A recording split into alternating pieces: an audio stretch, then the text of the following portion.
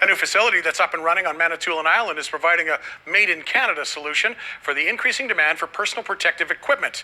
It's located in Wikwemikong and is producing medical-grade masks that are being distributed all over the country. More from CTV's Alana Everson.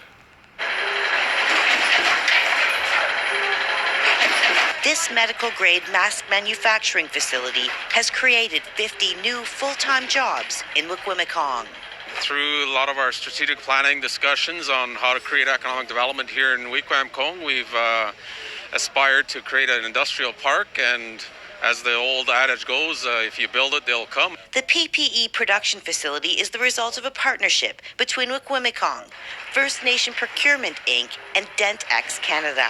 We're making the 3-ply surgical masks here now, and that's basically what they're making behind me there. And in 2 weeks, they will be able to be making the N95s here. So the N95 machines are here, they're just being calibrated, and we're doing our final testings of the mask still. The bottom line is Indigenous people are contributing towards the protection of all Canadians, and I think it's through the cross-cultural partnerships that we have, that we're celebrating today, that we'll see more industry taking notice of First Nations communities.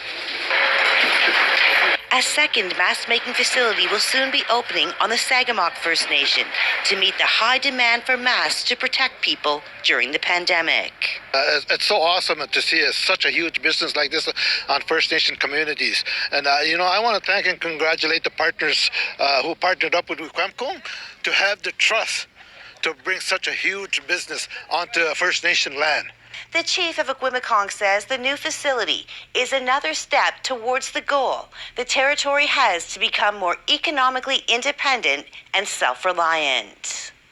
Alana Everson, CTV News.